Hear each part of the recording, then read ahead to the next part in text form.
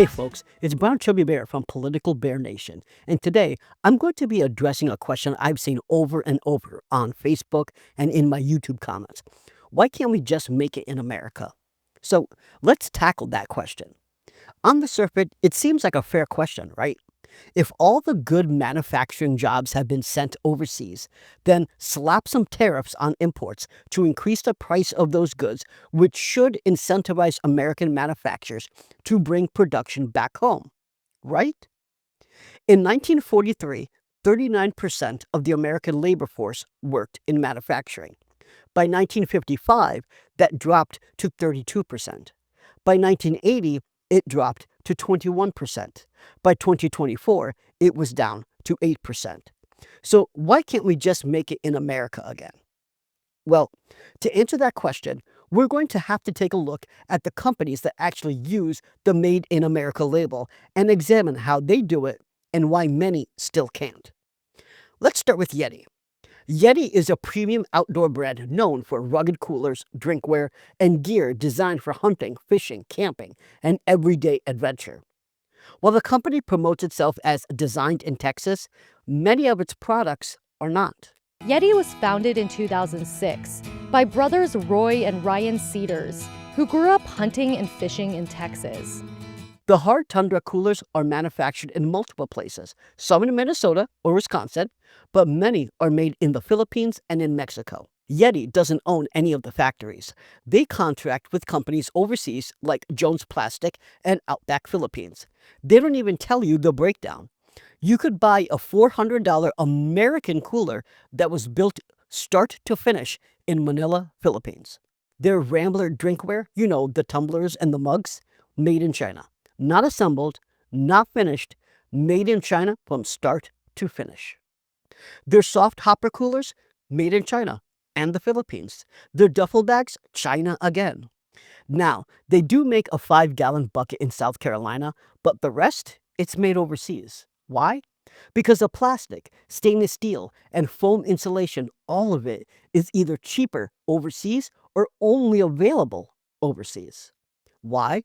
Because America doesn't manufacture a lot of these raw materials. Plus, labor is 3 to 5 times cheaper overseas. Even if you slap on a 10% or 25% tariff, it's still cheaper to manufacture the product outside of the United States. So, while you might be able to force a company to move out of China for its manufacturing, all they'll do is contract with the company in Vietnam or India. So yeah, it might be designed in Texas, but most Yeti gear, born in Asia. Now, Yeti has been explicit about the negative impact of Trump's trade war. Their CEO said, absent the tariffs, we believe Yeti was set up for a strong year of delivering against our full-year plan. But the company cut its full-year sales and earnings outlook, citing higher tariff costs and inventory supply disruptions. Listen, I'm not picking on Yeti. I'm just using them as an example. But let's keep going. New Balance. New Balance is one of the only major shoe companies that still advertises a Made in the USA line. And it's true, they make certain models like the 990 version 5 and the 993 in Massachusetts and in Maine. They even opened up a new plant in 2022 in Massachusetts that produces 750,000 shoes a year. Respect. But let's dig in. To qualify as Made in the USA, New Balance uses a 70% domestic content rule. What does that mean? That means 30% can still come from overseas, and it does. Their own reports show they still have to import rubber soles because there's no U.S. supplier for them. Textiles, adhesive, synthetic overlays, they're all imported from abroad. Lifestyle models, basketball shoes, and even most of their running shoes, they're made in Vietnam, Indonesia, Mexico, and elsewhere. So when people say just buy American, you can try. But those rubber soles, those foam midsoles, the mesh, the adhesives, the specialized textiles, they're almost always sourced from overseas manufacturers. In April, the Footwear Distributors and Retailers of America, the FDRA, and 76 major brands, including Nike, Adidas, Skechers, Under Armour, Puma, and Crocs, sent a letter to Trump begging for relief from the trade war. They warned of devastating price hikes. Tariffs on some footwear items could soar 150 to 220%. Inventories are freezing up. They warned that footwear inventory for U.S. consumers may soon run low, and hundreds of businesses and tens of thousands of jobs are at risk. FDRA President Andy Polk said it best: these levies will not drive shoe manufacturing back to the United States. They'll just hit Americans in their wallets. Now, let's talk about Tesla. Elon Musk loves to say his cars are built right here, and that's kind of true. Tesla vehicles like the Model Y and Model 3 are assembled in Fremont, California and Austin, Texas. Tesla actually leads all American car makers in domestic content. What does that mean? The Model 3 performance vehicle, 87.5% is made in America. The Model Y long-range vehicle, 85% is made in America. The notorious Cybertruck, 82.5% is made in America. The Model SX, 80% is made in America. Notice I did not say 100% of any of these models are made in America. Where is Musk getting his chips and processors? Taiwan or South Korea. Rare earth magnets? China. Battery cells? Some come from Nevada, but many are still made in China. Dojo AI chips? Manufactured overseas. Tesla's Dojo AI chips are custom-built processors designed to train the company's full self-driving neural networks. While the architecture is developed in-house by Tesla, the chips themselves are manufactured overseas primarily by TSMC in Taiwan. Even Tesla's Elon Musk cannot avoid the global supply chain. Elon said they had to halt new orders in China for some models after China hit back with the 125% retaliatory tariff. Musk said, "I believe lower tariffs are generally beneficial for economic prosperity." That's Trump's bestie basically saying that tariffs don't work. Now, I gotta give credit where credit is due. Some companies are doing everything they can to manufacture here at home, even more than New Balance and even more than Tesla. Los Angeles Apparel makes clothes in LA, but their cotton, it comes from India and Turkey. Their fibers, all from Asia. The U.S. doesn't grow enough textile-grade cotton to meet their demand. Even their plastic shipping wrap is imported. All of their cotton, fiber, and plastic now has a tariff that they have to pay, and they have been trying incredibly hard to make things in America. They have 1,500 employees. They have to either absorb the price hikes on the imported materials, increase the price of their products, which will make consumers spend more money, or reduce their workforce. Even when someone is trying to do everything possible to make things in America, they will still be negatively impacted by Trump's worldwide trade war. Still don't understand why we can't just make things in America to avoid Trump's tariffs? Let's take a look at Darn Tough Vermont. They make socks right here at home in Vermont, but the wool, imported from New Zealand and Australia. The elastic and the nylon, imported. Even their knitting machines are from Italy. Their senior vice president of global sales said tariffs are affecting them from all sides: higher cost, reduced predictability, and now backlash from overseas buyers. He said, "We're starting to see in our feeds, especially our social feeds in Europe and the UK, people saying, 'I love your product, but I'm not going to buy it anymore.'" Trump's trade war has turned American companies into enemies abroad.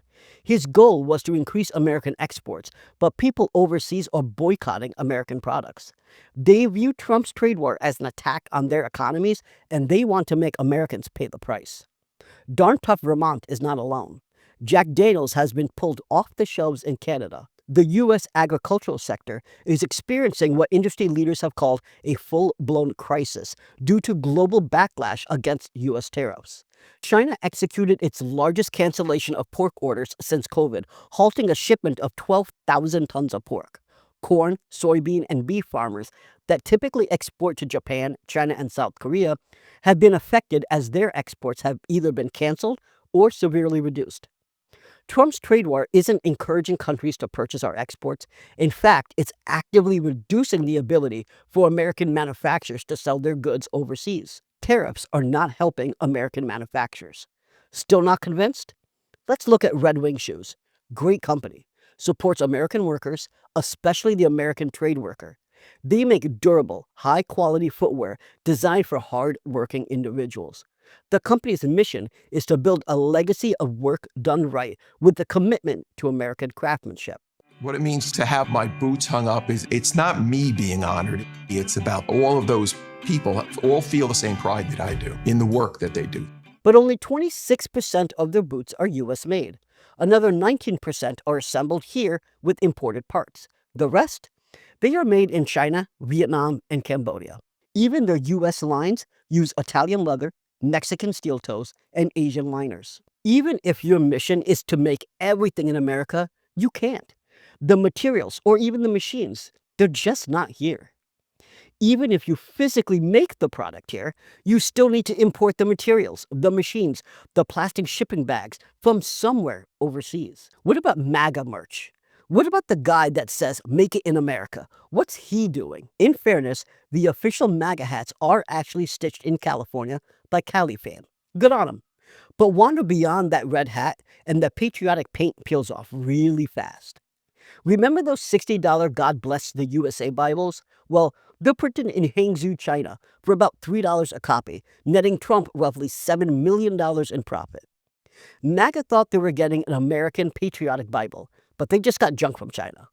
Looking through TrumpStore.com shows a total of 268 individual items, but only 41 of them, around 15%, have a Made in USA label. The rest? Pants from Peru, oven mitts from China, polos from Vietnam, glassware from China. So why does a guy that thinks American businesses can manufacture everything here at home refuse to do it himself? Let's start with the labor math. Chinese factory wages are about 20% of US rates. Indian wages are around 3%. A campaign t-shirt that costs $15 to sew in North Carolina costs just $3 from Guangdong, China, even after freight. That means it costs $3 to manufacture that shirt in China and $15 to manufacture that shirt in the United States. But it's not just the labor costs. We don't have the factories, we don't have the infrastructure, we don't have the materials. America now imports 97% of its clothing and footwear because most domestic mills were shut down decades ago. Buttons, zippers, even book-grade paper for those Bibles, they're scarce or wildly expensive here at home.